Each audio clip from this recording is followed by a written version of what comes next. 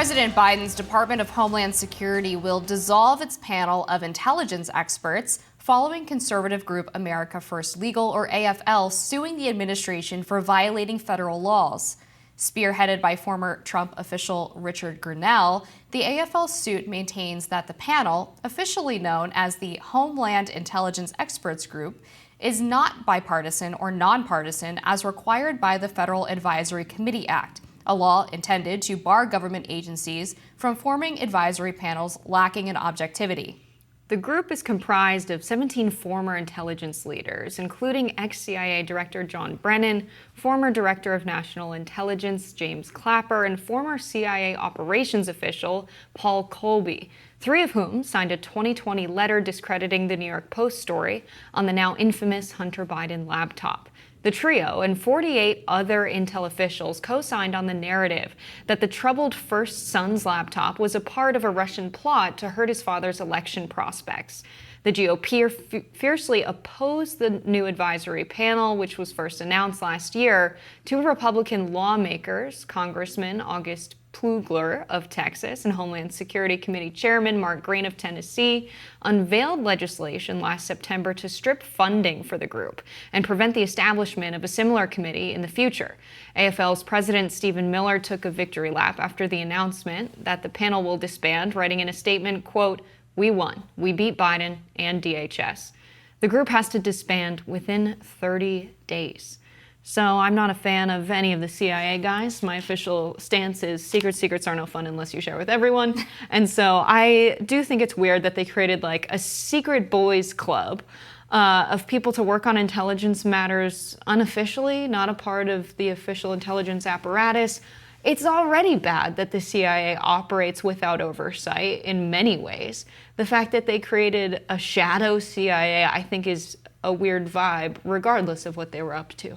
Yeah, exactly. And these people were responsible for some of the nastiest parts of the American surveillance state over the past 20 years. James Clapper notoriously was accused of lying to Congress about whether or not the NSA was collecting data on Americans. He said that they were not, and then documents leaked to Edward Snowden showed that they were. And for whatever reason, he was never brought up on charges of perjury.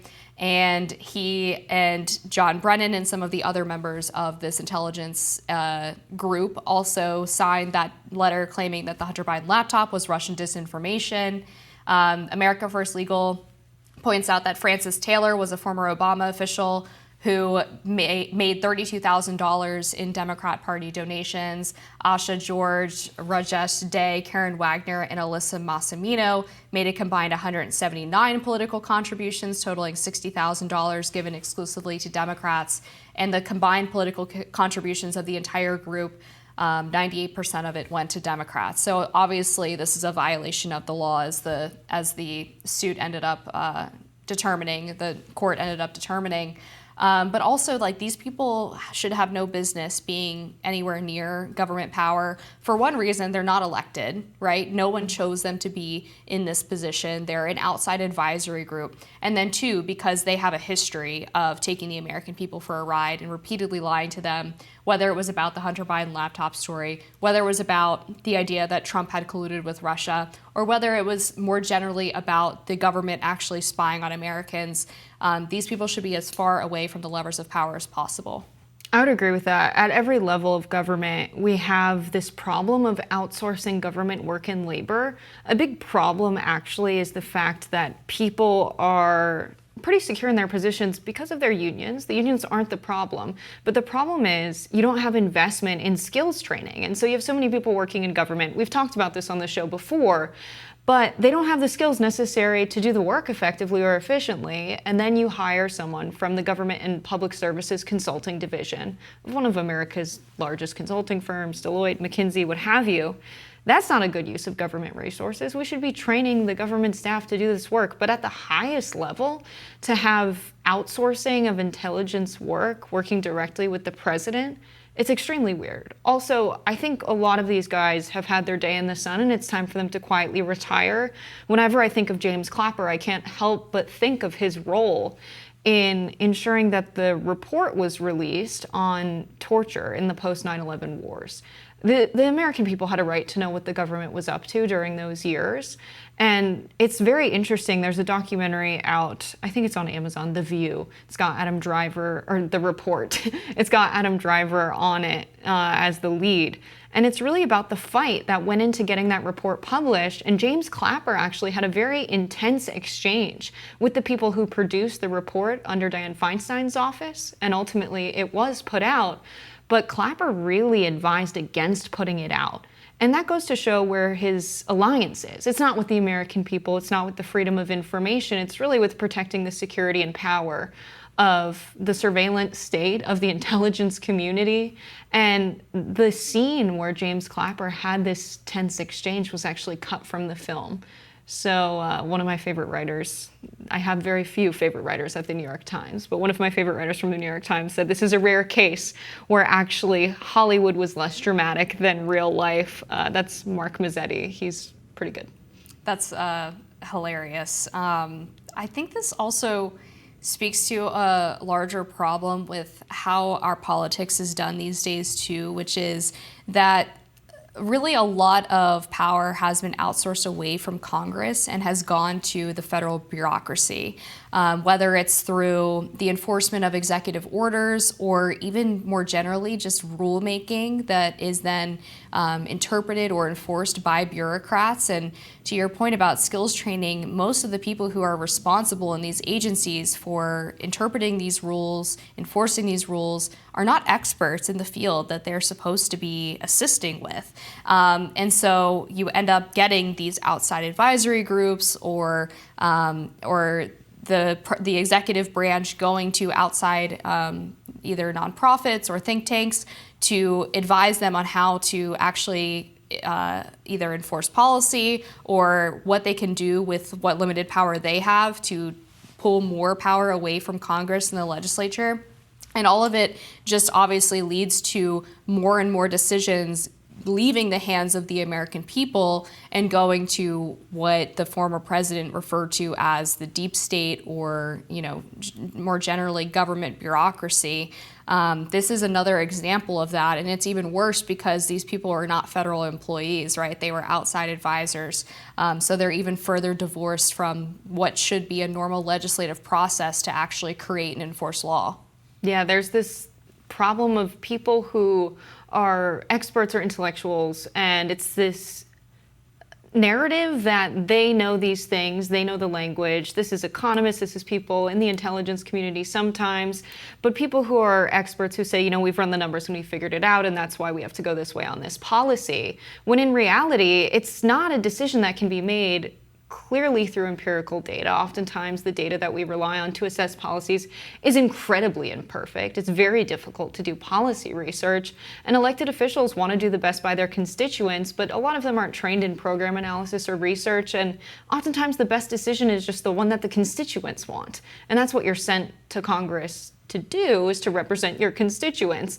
And then you also have this other aspect of it's a threat to national security if this is public. And just these two tools of it's too complicated for the public to understand, or it would be dangerous for the public to know.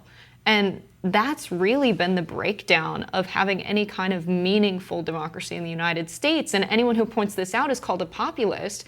But I think it's really just a basic function of democracy to have the representatives actually be representative. Yeah, no, that's exactly right. It's weird that populist is a slur, right? Yeah, I mean, and the other thing with this intelligence experts group that is really weird is that this is through DHS. All of the people, or at least the most high-profile people in this group, were all former spooks. And so I guess the question would be, what is their expertise on intelligence as it relates to immigration? I don't know how many of them actually worked in DHS. I know that Clapper and Brennan obviously did not. Do they really not have people who were appointed by President Biden at DHS who can handle these responsibilities without going to these outside guys who are basically just friends of the president? This is clearly just an attempt for Biden to give a role to people who were buddies of the Obama administration and were buddies of Joe Biden. And a lot of these people, after they continuously lied to the American people and weaponized the government against them, went on to get six-figure contracts at cable news organizations.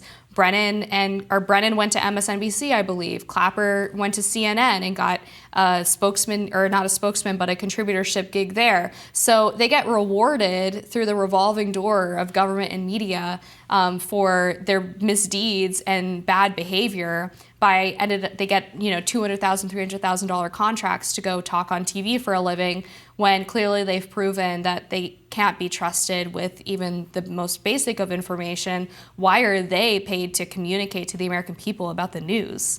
Absolutely. I think anyone who initially reads this story is susceptible to land where I first landed, which is every president has advisors. These are just his advisors. It's totally fine. But then you think about the checks and balances built into our government.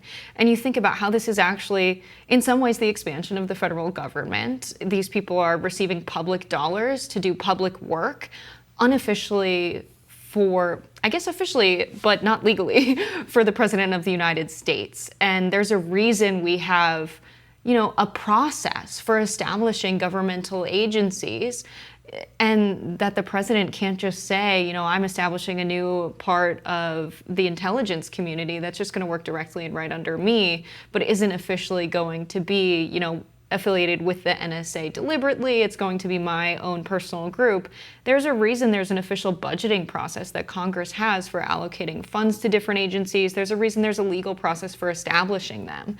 And I think it's good that this overstep of power was checked, because as much as we can say, they're just advisors, we can also say this is an unlawful expansion of government in a way that's not reflective of any democratic or legal process that we have. Yeah, and I would be curious to know what the accountability measures would be for this group if they were to do something wrong or do something that's extra legal or extrajudicious. I mean, these people are technically not part of the government, right? So even though they're receiving public dollars, what is the accountability mechanism if they're to do something or advise the president to do something that's not in keeping with what the American people want or what's legal?